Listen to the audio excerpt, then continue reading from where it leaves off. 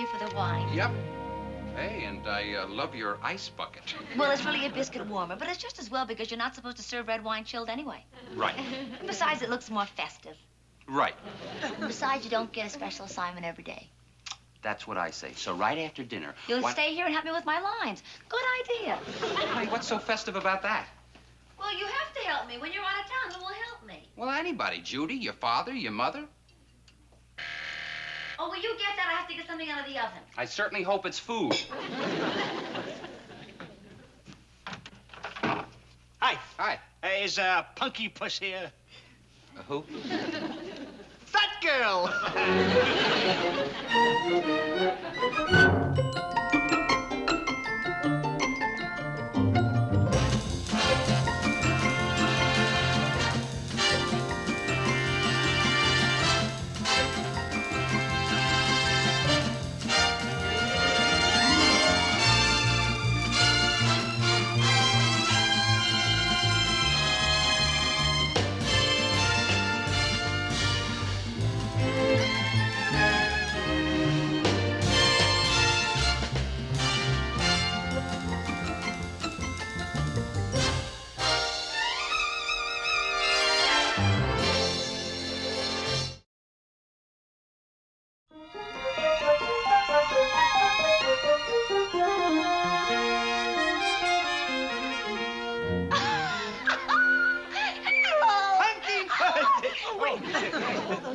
Harold, you old thing, you look at you. Donald, this is my cousin, Harold Turner. This is Donald Hollinger. Wait.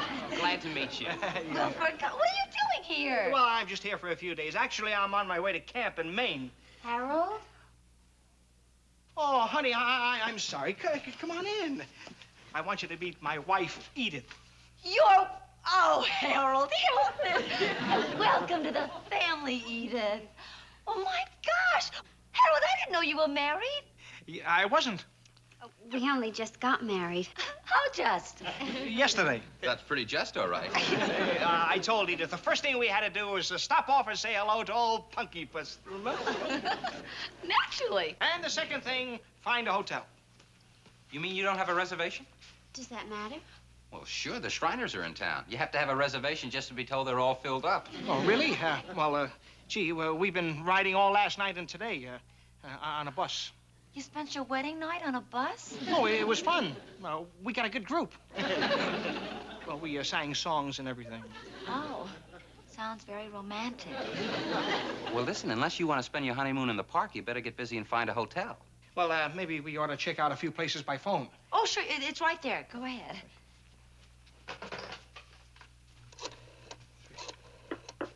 Aren't you going to ask them to stay? No. Man, I'm surprised. That's not like you. You don't know Harold. I do. The only reason he stopped by to say hello to old Punky Puss was to save the expense on a hotel room. He's been tight-fisted as far back as I can remember. Oh, maybe he's changed. You should have seen me when I was a kid. I was fat and I had buck teeth. That's physical. His problem is mental. You just watch him try and move in here. What are you going to do? You'll see. Well, how about that? No luck. How many hotels did you call? One, but he said they were all full. Oh, you poor kid. You're a real trooper. I don't want to be a trooper. I want to be a wife. Harold, you're not going to find anything. Listen, I've got a terrific idea. Why don't you and Edith stay here? Oh, I wouldn't want to be any trouble. Well, we'll sleep sitting up. Yeah, why, we're used to it. Don't be silly. I'll stay with my neighbors. They love company. And it's very sweet of you. Honey, we'll be insulting Cousin Anne if we don't stay here. That's right, and you haven't been my relative long enough to insult me. Now you're going to stay here and have a wedding dinner on the house. Yeah, and a bottle of the house's best wine. We'll go get the bags. Oh, but remember, it'll only be for one night. Oh, don't worry about it. Didn't I tell you he'd try and stay here? But when I asked you what you were going to do about it, you said you'll see. Well, you saw. Oh, Judy, I hate to be putting you out like this. Don't be silly, Anne. It's just for one night. I hope. What do you mean, you hope? Well, Cousin Harold has a peculiar trait. If you give him a night, he may grab a week. You seem very nice to me. Are you sure you're just not jumping to conclusions? Woman's favorite sport. I just don't want to be any more trouble than I already am. And don't be silly. We're glad to have you. Well, we haven't had overnight company since the baby nurse left. And frankly, I wouldn't call Miss Stormtrooper company. You liked her well enough when she was getting up at 2 a.m. with a baby. My mother offered to stay. Yeah, I know, but the nurse's rates were lower. There, that'll be fine. Gee, Leon, I sure hope you don't mind sleeping on the couch. Oh, not at all. Leon usually has to get up in the middle of the night anyway. Maybe tonight he won't. Now, see, Judy, that's what I told you. All right, I better sleep on the couch. Thanks, darling. Good night, Leon. Good night. Good night, darling. Night, sweetheart.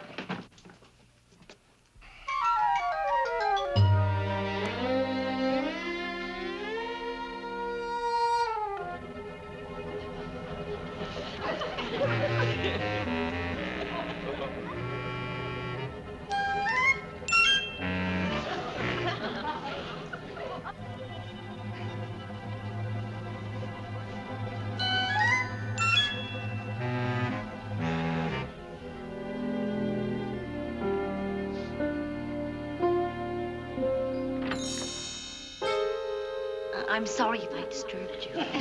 Something wrong? Well, I left my electric toothbrush in my apartment. Oh, Annie, don't you think it'd be a good idea to call the newlyweds first? Oh, that's good thinking.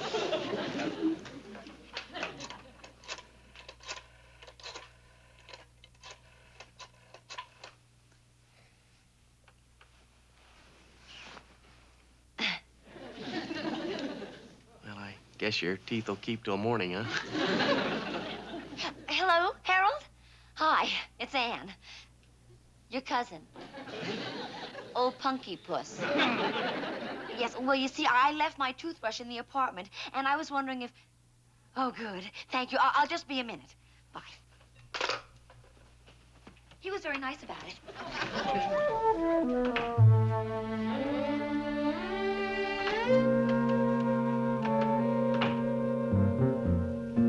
Thanks for waiting up, Leon. Good night, darling. Night, sweetheart.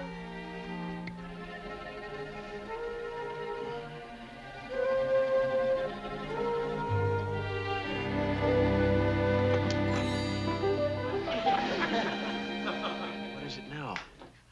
It's nothing. It's nothing important, I guess. Oh, come on, what is it? Oh, it's nothing. Good night, Leon.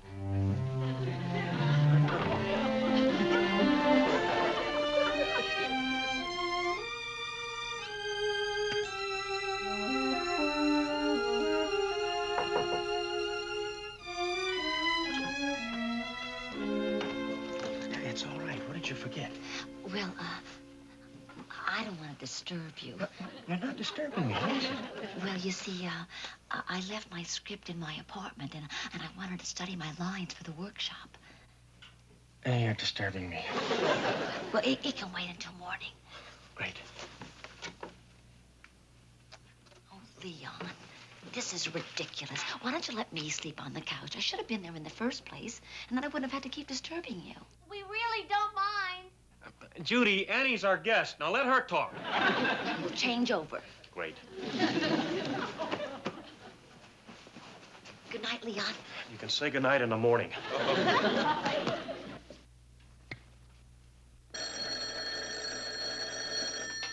Hello, Dr. Bessell's residence. Oh, well, just a minute. Now, just a minute. I'll tell him. For me? Yes, it's Mrs. Fremont. She's announcing the arrival of her baby. I'll tell her I'm on my way. Right. He's on his way. Good luck. Oh, leave me a note where I'm supposed to sleep, okay?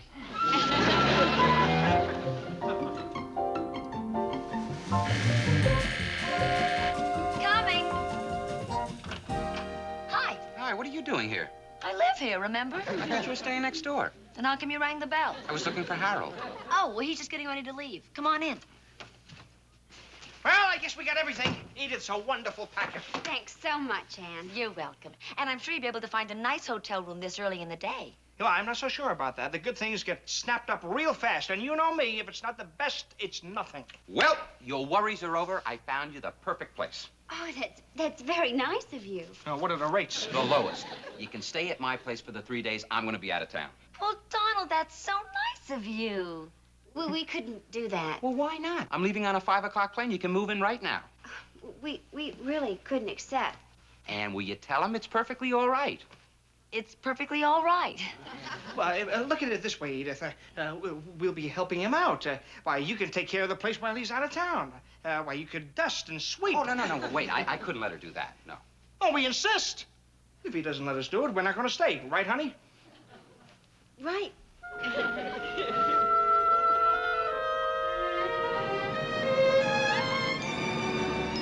Did you ever see Nita packing than that? Nope, can't say that I have. I could sit and watch Edith pack for hours. Here's the suit. The cleaner said to have a good trip and watch out for gravy. Well, I'm all set. I wish you didn't have to go. I'll write you every second. Oh, wait a minute. I better call my answering service and tell them I'm leaving town. He's very nice, Anne. Well, I could say he'd do until something better comes along. But I have a feeling he's a something better. You never know how things are going to turn out, huh? I met Edith in a safety zone, and the light changed to don't walk. By the time we got to the other side, we were going steady. Well, I'm glad I called. There was a message from my boss. Well, from the way you look, he must have told you it was the end of the world. Well, only my assignment. It's off for now. Does that mean you'll be wanting your place back? Well, I had thought that perhaps it would be convenient. I mean, all my clothes are here. Of course.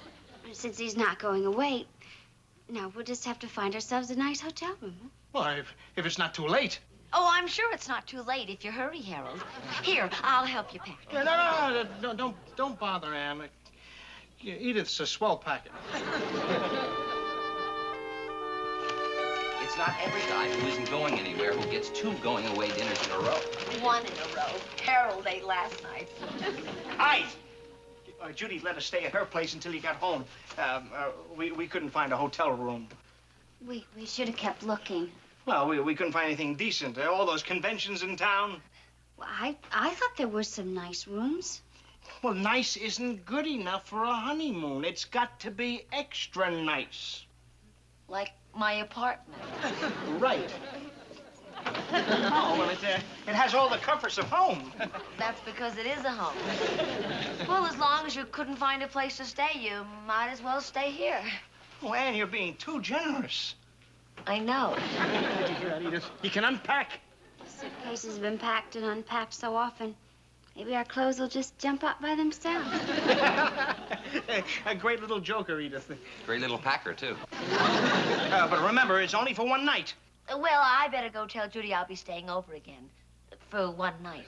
Oh, that's all right. She said it was okay.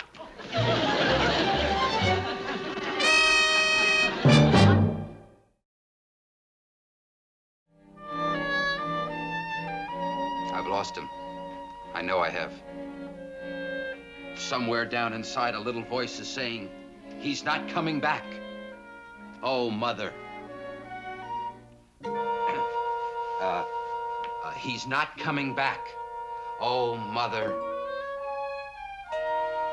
Anne, are you or are you not my mother? Anne? I'm sorry, Donald. What is it? What did you say? I didn't say anything. I was just trying to help you rehearse. Oh, I don't feel like rehearsing right now. Do you mind?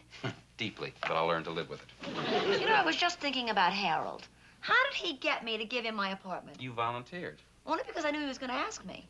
And if he'd asked you, what would you have said? I would have said yes. So now you know how he got your apartment. I had no choice. Right. Hi. Hi. Have a nice evening.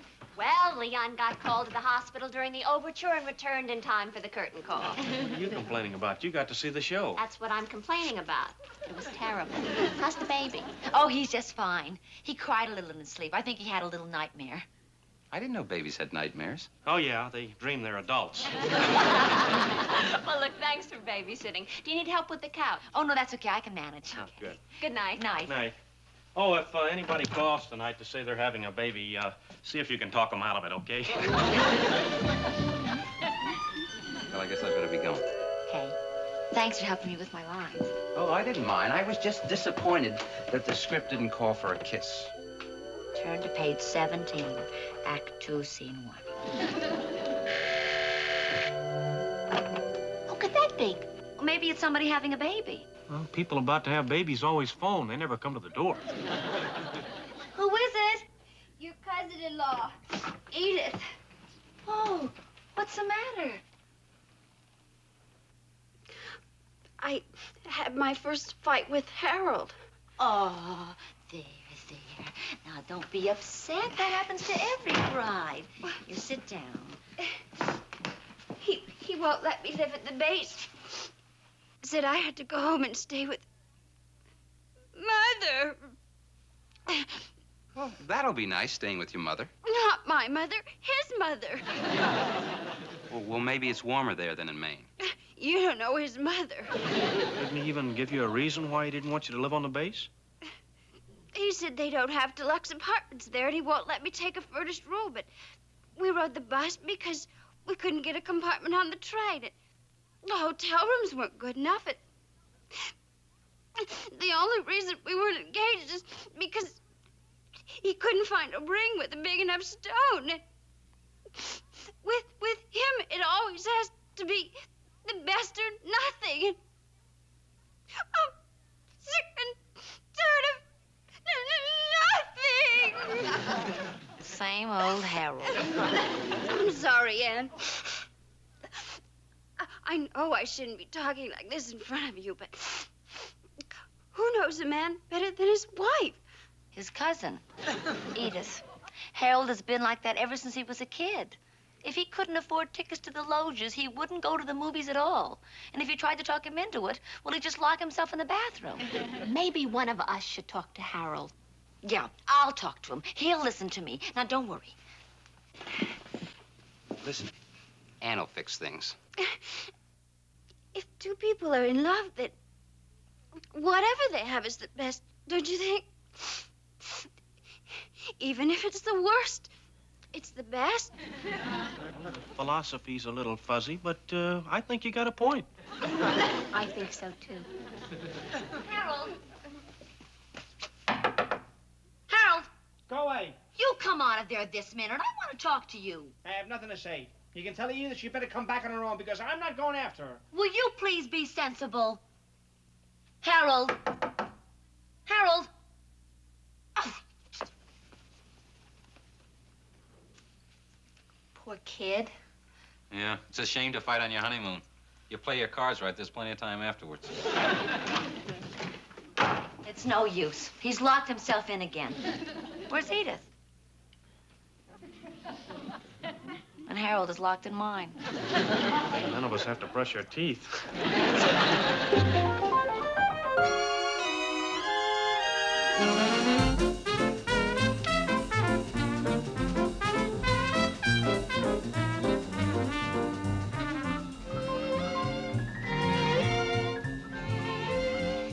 I'm sure you'll like this hotel. All our foreign correspondents are put up here.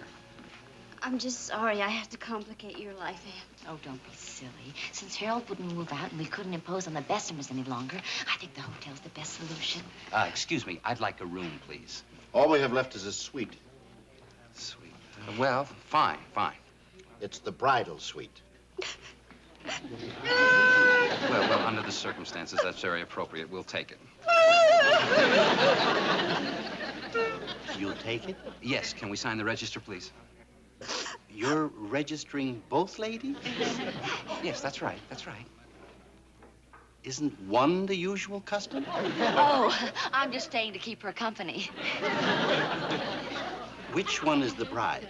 She is. Look, she feels bad enough about this. Don't make it any worse, please.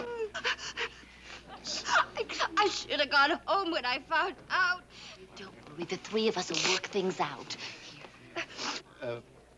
Let's call Mr. Cooper. Maybe he can help us. Yeah, will you hurry up? I'm a busy man, please. Mr. Cooper?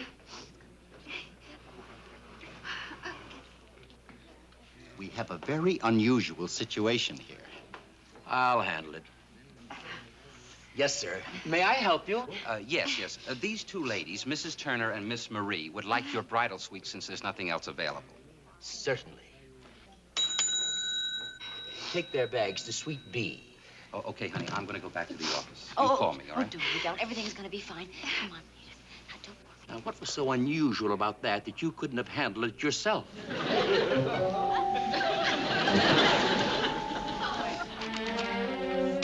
Sally enters, faces Mother, tragically. Oh, Mother, I've lost him. I know I have. Is this any way to spend your honeymoon? Crying? In a bridal suite? With another girl? I think I'll join you. If that's Harold, I don't want to talk to him.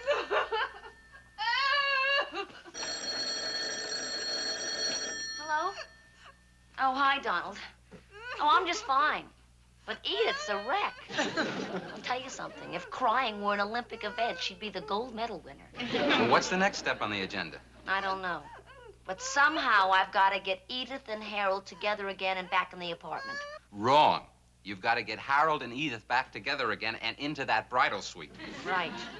I've got to get Harold and Edith and me in my apartment back together. All right, how?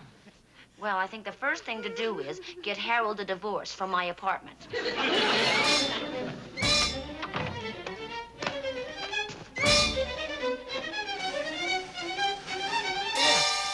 What are you doing? It's obvious. I'm packing. Yeah, but that's me you're packing. I know. You're being evicted. You're doing this to me? Your own cousin? You don't think I'd throw out a perfect stranger, do you? Oh, a fine blood relative you turn out to be, sticking up for Edith. Harold, Edith and I are closer than blood relatives. We're both females. There. Now, maybe you can find a nice room at the Y. Unless, of course, that isn't deluxe enough for you. Well, what do you mean by that? I am referring to your all or nothing at all code of ethics. To your not buying Edith an engagement ring because you couldn't find one big enough. To your riding the bus because you couldn't get a compartment on the train. You know, I'm surprised you didn't hitchhike. What's wrong with wanting the best? Harold, it has nothing to do with wanting the best. What it has to do with is you're cheap. What punky push? Don't you punky puss me.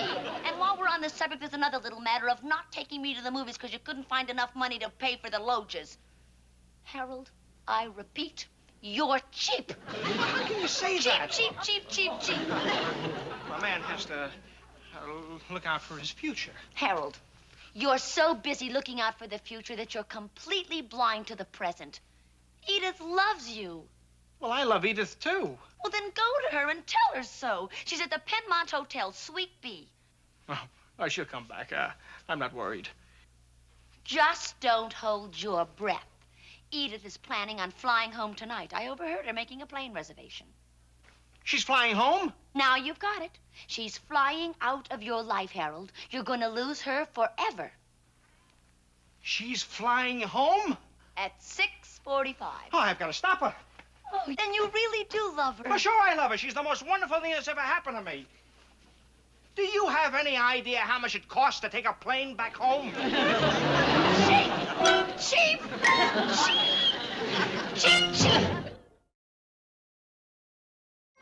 See, you think bubbles long enough, you come up champagne. Well, the occasion deserves it. You got your apartment back. And you were a darling to give Harold and Edith a bridal suite as a wedding present. Well, most people give table lighters. I figured I'd be different. Anyway, it's good to be home again. And no studying your lines tonight. But I'm not perfect. Let me be the judge of that. Oh, I'll get that. Hello? Oh, yes, just a minute. Donald, it's for you. I'll get the shrimp. Okay. Hello? Yeah. Yeah, right. All right. I'll be right there. Right, bye. Honey, the assignment's on again. I'm due at the airport in an hour. But we'll eat first. I don't have time. I have to get home and pack. Then we'll take the dinner with us and eat it on the way in the cab. That's crazy. I'll get the chicken. Honey, that's crazy. What's the cab driver going to say? He's not going to say anything. There's plenty for him, too. Come on.